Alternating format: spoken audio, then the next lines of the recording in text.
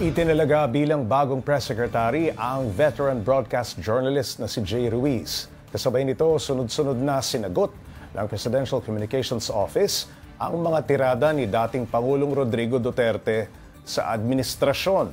Para bigyan ng mukhang balita, Mobile Journal Julie Baiza. Mismo si Cesar Chavez ang nagpakilala kay Jay Ruiz na pumalit sa kanya bilang pinuno ng Presidential Communications Office. Sa pagharap sa media, inilatag ni Ruiz ang mga plano sa ahensya. Una raw na iniutos ni Pangulong Bongbong Marcos sa kanya na tiyaking mailalapit sa publiko ang mga programa ng gobyerno. Yung mensahe ng gobyerno ay malaman ng taong bayan. Lalong-lalo na yung mga kinakailangan nilang malaman, tulad ng mga libreng scholarships, tulad ng mga may mga sakit na nangangailangan ng tulong, saan pupunta. Kailangan nilang malaman yun. The goal is always clear, precise, informative, and educational information. Para naman yung tao natin magkaroon ng informed decision. Tiniyak din ng bagong PCO chief ang paglaban sa fake news. Yung nakakasama sa atin.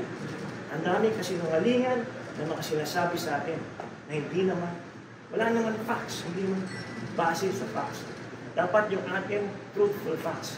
Yun lang sa totoo tayo, hindi tayo sa kasinungalingan. Bawal ang sinungaling. Bumuelta naman si PCO Undersecretary at bagong Palace Press Officer Claire Castro sa pahayag ni dating Pangulong Rodrigo Duterte laban sa administrasyon. Kasunod ito ng aligasyon ni FPRRD na tila patungo ang administrasyon ni Pangulong Marcos sa diktadurya. Siguro naman napatunayan na natin yan sa panahon ni Senator Leila de Lima. So ano pa ba ang ating i-expect sa dating Pangulong Duterte? Gumawa ng intriga, magplanta ng ebidensya. Sabi ni Castro, mismong si Duterte na raw ang umamin niyan, kaya't inaasahan na raw ang ganitong pahayag mula rito. Bago nito, nauna na naglabas ng pahayag si Executive Secretary Lucas Bersamin patungkol sa pahayag ni Duterte. Anya, bodo lang ito ng tinawag niyang isang one-man fake news factory.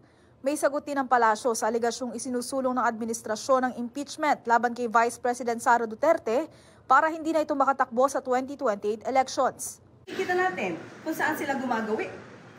At ito ay sa lahat ng kanilang mga rallies, makikita natin ang paninira nila sa pamahalaan at sa Pangulo. So alam na natin kung saan ang punta nila.